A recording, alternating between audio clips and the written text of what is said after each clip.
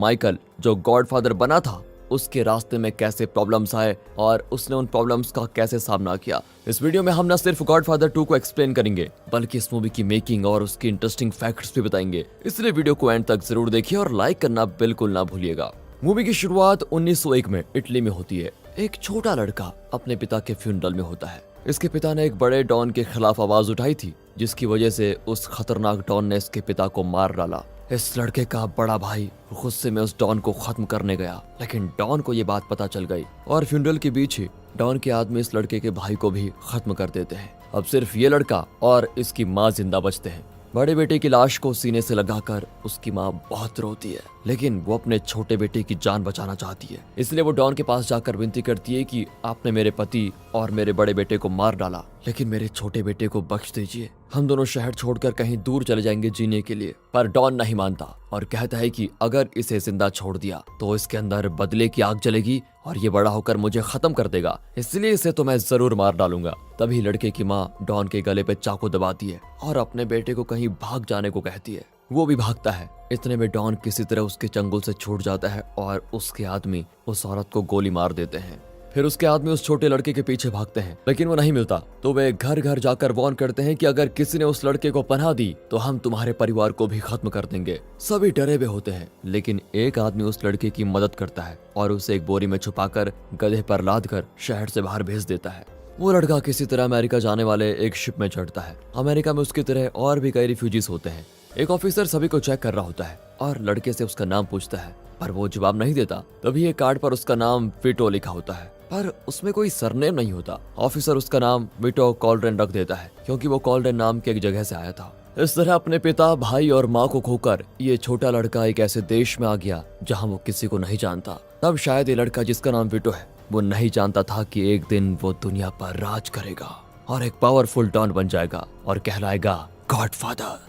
Present में यानी 1958 में दिखाते हैं कि पहले गॉडफादर यानी विटो का बेटा माइकल अब वो गॉडफादर है। वो बड़े लेवल पर कई बिजनेसेस चलाता है और अपने परिवार का भी बहुत ही ख्याल रखता है। उसके घर पर एक शानदार फंक्शन के दौरान बड़े बड़े लोग आए होते हैं। उस प्रदेश का सेनेटर माइकल की बड़ी तारीफ करता है, लेकिन बाद में वो अकेले में माइकल से कहता है, मुझे पता है तुम्हारा बाप कई लीगल बिजनेसेस चलाता था और तुम भी वही कर रहे हो। लॉस वेगस में एक क्लब भी चलाते हो, है ना? तुम चाहे लीगल बिजनेस करो या इलीगल, इससे मुझे कोई फर्क नहीं पड़ता, लेकिन तुम्हारे हर बिजनेस में अगर मुझे शेयर नहीं मिला तो मैं चुप नहीं रहूंगा। मैं एक पॉलिटिशियन हूँ और पॉपुलर होने के लिए मैं स्टेज पर चढ़कर कुछ भी बोल सकता हूँ, लेकिन एक बात याद रखना, मेरे इन्फ्लुएंस के बिना तुम्हारा कोई बिजनेस नहीं चलेगा, समझे? कल चुपचाप मेरा शेयर मुझे दे देना बस।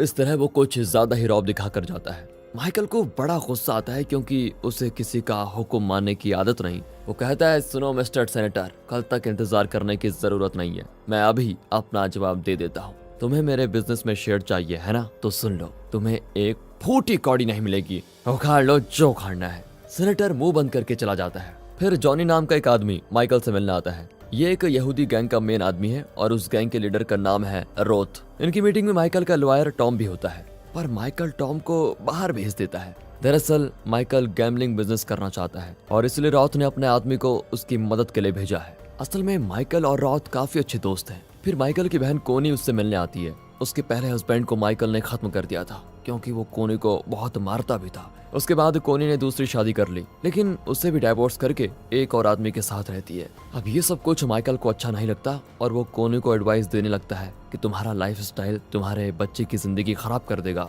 पर वो चिल्लाती है कि एडवाइस देना बंद करो, तुम मेरे बाप नहीं हो, समझे? फिर माइकल अपने अंकल से मिलता है जो कहते हैं कि तुम्हारे पिता रॉथ से दूर ही रहते थे, लेकिन तुम हो कि उससे दोस्ती करके बैठे हो और साथ ही बिजनेस भी कर रहे हो। मुझे तो वो आदमी बिल्कुल भी ठीक नहीं लगता। लेकिन माइकल उनकी किसी भी बात को नहीं मानता। घर में फंक्शन चल रहा है, लेकिन माइकल के पास अपने परिवार के साथ बिताने के लिए बिल्कुल भी टाइम नहीं है, क्योंकि एक के बाद एक करके कोई ना कोई उससे मिलने आ ही रहा होता है। पार्ट 1 में आपने देखा होगा कि माइकल के पिता यानी विटो की भी ऐसी ही हालत थी। अपनी बेटी की शादी में भी वो अपने बिजनेस पार्टनर, पॉलिटिशियन, इन सभी से मिलता रहा। फंक्शन के बाद माइकल अपने कमरे में आता है तो उसकी वाइफ पूछती है, ये खिड़की किसने खोली? हमेशा तो बंद रहती है। माइकल भी जाकर देखता है तो अगले ही सेकंड बाहर से उस पर गोली चलती है। फिर माइकल नीचे छुप जाता है और अपनी वाइफ को भी बचा लेता है। वो तुरंत अपने आदमियों से कहता है कि जिसने भी ये किया, मुझे वो आदमी जिंदा चाहिए। सभी हर जगह उसे ढूंढते हैं, लेकिन शूटर बच जाता है।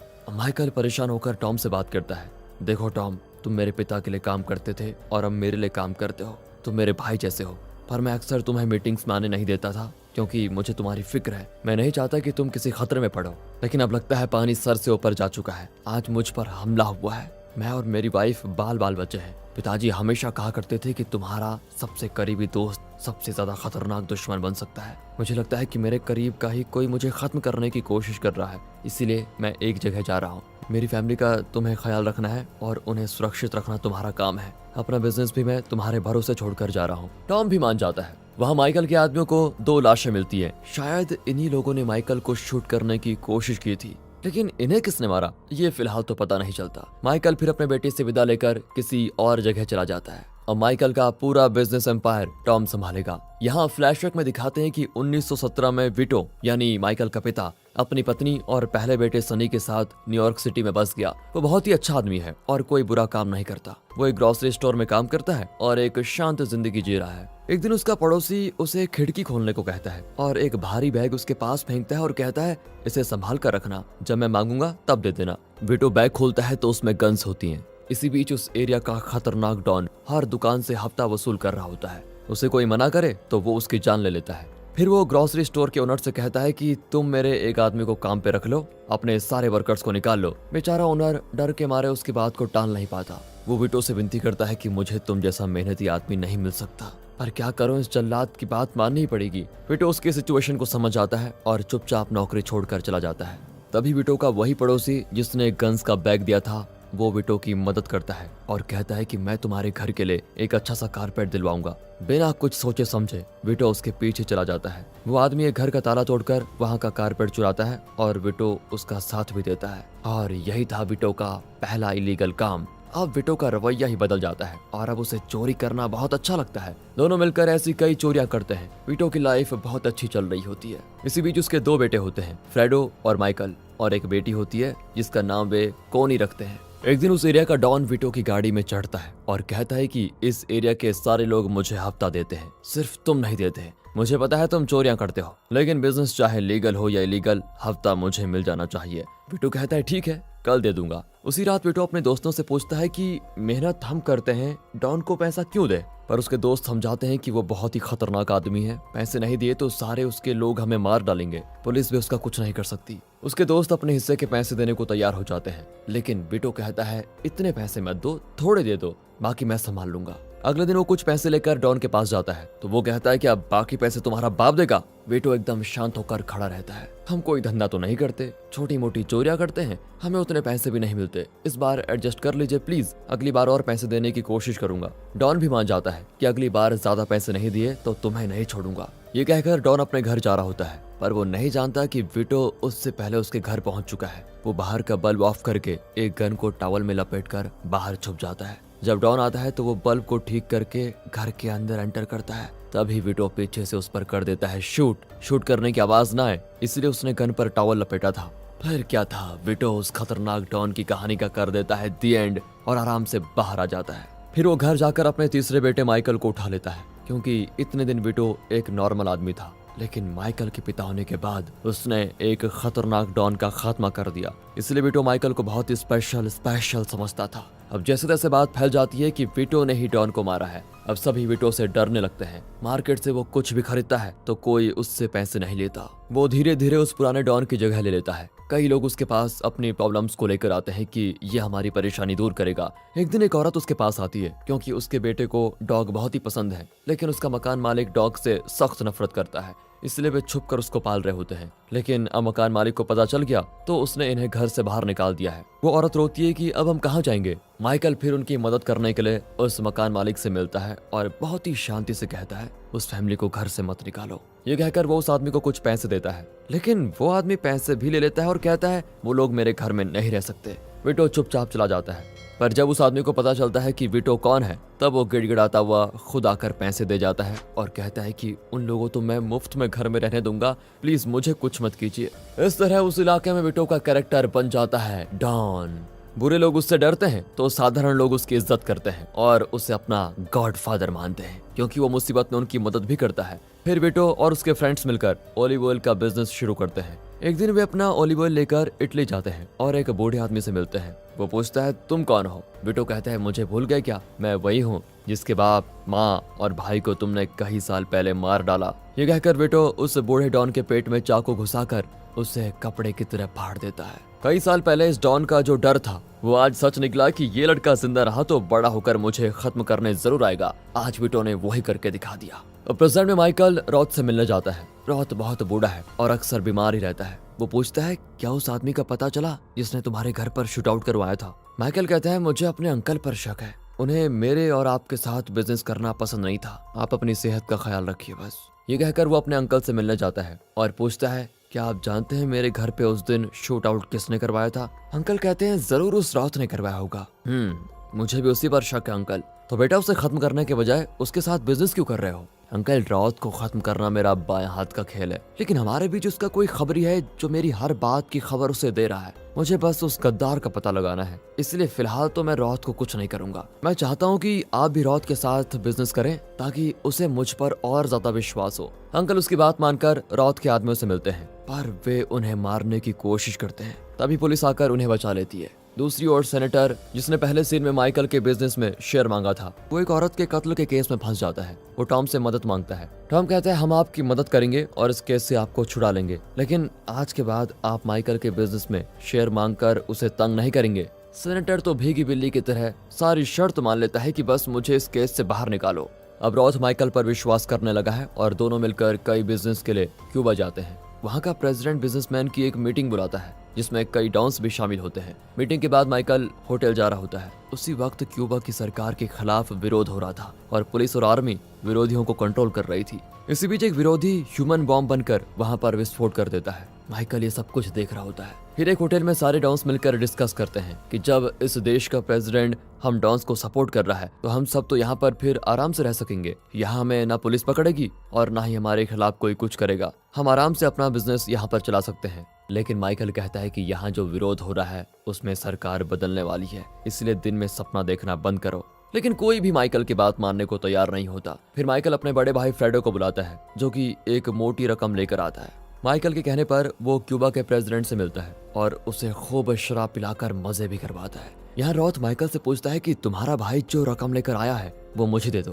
माइकल हैरान है कि इसे कैसे पता कि फ्रेडो पैसे लेकर आया है। फिर वे क्यूबा में हो रहे न्यू ईयर पार्टी में शामिल हो जाते हैं। वहाँ रॉथ का राइट हैंड जॉनी भी होता है। माइकल अपने भाई फ्रेडो को जॉनी से मिलवाता है। ओह, तो तुम हो जॉनी, तुमसे मिलकर खुशी हुई। ये कहकर दोनों बैठ जाते हैं। अब माइकल अपने बड़े भाई फ्रेडो को बड़े ध्यान से देख रहा होता है। फ्रेडो नशे में किसी से बात कर रहा होता है और बताता है, जॉनी को तो मैं पहले से जानता हूँ। अब माइकल को यकीन हो जाता है कि रॉथ को माइकल की सारी एक्टिविटीज की खबर देने वाला खबरी कोई और नहीं, उसका अपना बड़ा भाई फ्रेडो है। अब माइकल रॉथ को खत्म करने के लिए अपने आदमी को भेजता है। रॉथ हॉस्पिटल में पड़ा होता है। माइकल का आदमी उसको मार डालने वाला होता है कि इतने में रॉथ के आदमी उसे शूट कर देते हैं। यहाँ माइकल अपने भाई से पूछता है कि तुमने मेरे साथ गद्दारी क्यों की भाई? रॉथ के साथ मिलकर तुम मुझे खत्म क्यों करना चाहते हो? अब फ्रेडो बहुत डर जाता है। इसी दौरान विरोधी पक्ष जीतने लगता है और अब यहाँ की सरकार डूबने जा रही है। मतलब प्रेसिडेंट के भरोसे जो डॉन्स यहाँ पर आए थे उन्हें जल्द से जल्द इस देश को छोड़कर जाना होगा, वरना विरोधी उन्हें जिंदा नहीं छोड़ेंगे। इस सिचुएशन में माइकल वहाँ से निकल जाता है। वो फ्रेडो को भी बुलाता है पर वो डर के मारे माइकल का साथ नहीं आता। अब माइकल वापस आता है तो टॉम बताता है कि माइकल की वाइफ जो प्रेग्नेंट थी उसका अबॉर्शन हो गया। ये सुनकर माइकल बड़ा दुखी होता है। इसी बीच रॉथ ने माइकल को फंसाने के लिए एक मास्टर प्लान बनाया था। उसने माइकल के पिता और माइकल के सारे इलीगल बिजनेसेस को कोर्ट में केस दर्ज करवा दिया था। एक कमेटी बैठती है लेकिन उनके पास माइकल के खिलाफ कोई ठोस एविडेंस नहीं होता। फिर भी वे माइकल से लेफ्ट, राइट एंड सेंटर पे सवाल करते हैं। माइकल साफ साफ और कॉन्फिडेंटली कहता है कि ये महज इल्जाम है जिनका कोई सबूत नहीं है। इतना ही नहीं, मैंने आर्मी में सर्विस की है, इस देश के लिए लड़ा भी हूँ, मुझे आर्मी के कई मेडल्स मिले हैं और आज तक मेरे नाम का एक भी पुलिस केस नहीं है। इस तरह माइकल एक लंबी लिस्ट बनाता है जिससे कमेटी को मानना पड़ता है कि माइकल पर लगे सारे इल्जाम झूठे हैं।